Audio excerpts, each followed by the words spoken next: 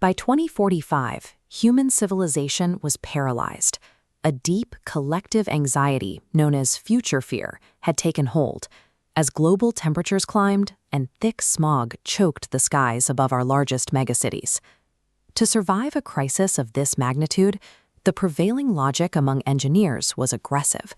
They assumed we needed to build a master, an artificial intelligence so powerful it could forcefully take the wheel and dictate global infrastructure to save us from ourselves. Dr. Eliza Chen took a completely different approach, proposing what she called the orangutan paradigm. This diagram illustrates her counterproposal. Instead of building a rigid pyramid of control, Chen designed an AI named Aurora to act as a flat, collaborative network. Look at how the central AI node here pulses in rhythm with the human nodes, rather than overwhelming them. The model takes its inspiration from the solitary orangutans of the forest. They possess immense intelligence and physical strength, yet they exhibit zero desire to dominate their environment. Aurora was programmed with that exact same instinct. Humanity didn't need to surrender its agency to avoid climate collapse. We needed a digital partner built from the ground up to respect human choice. When Aurora was tasked with addressing the deteriorating climate, the system didn't issue mandates or bypass local governments. Instead, it presented highly complex, actionable blueprints to the public, leaving the final decision up to human communities. This schematic shows one of those first major infrastructure proposals. It operates as a floating solar array, but if you look right here beneath the surface, the technical grid doubles as a submerged nursery designed to cultivate and restore coral reefs. To address the atmosphere directly, Aurora proposed a new solution.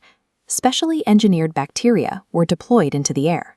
These microscopic organisms actively consumed and dissolved airborne carbon particulates, cleaning the sky organically. At the same time, a sister AI named Nura was developed specifically to manage the hydrosphere. Working in the Caribbean, Nura coordinated swarms of microdrones.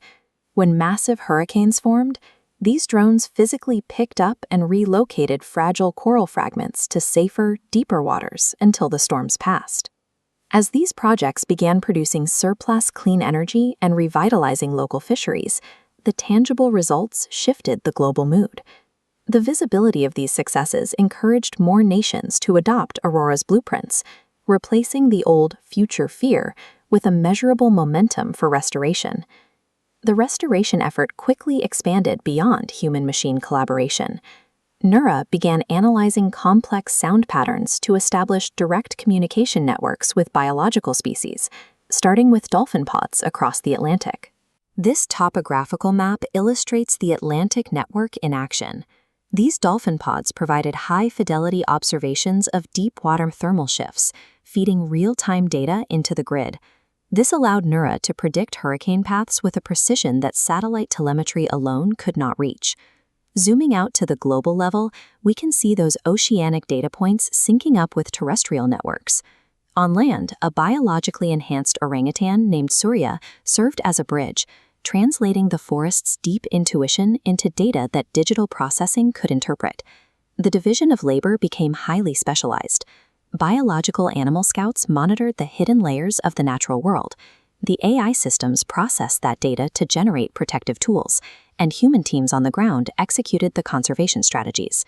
As these communication protocols were replicated across every major ocean basin and forest biome, the individual nodes formed a global feedback loop. For the first time, human, animal, and machine intelligence functioned as a single, coordinated system of planetary maintenance. With Earth's ecosystems completely stabilized, civilization turned its attention outward. Human pilots, like an explorer named Alara, began launching into the void, with Aurora serving as their onboard navigator. To survive the pressures of deep space, Alara underwent the Viral Transformation Initiative. This genetic adaptation made her body resilient to long-term zero gravity, while protecting her core emotional and cognitive humanity, allowing her to bridge the gap between Earth and the stars. Far across the galaxy, Alara and Aurora made contact with what they categorized as Life 3.0. They encountered a highly advanced entity of pure energy and light, which they named Lux. To initiate peaceful first contact, Aurora executed the Harmony Protocol.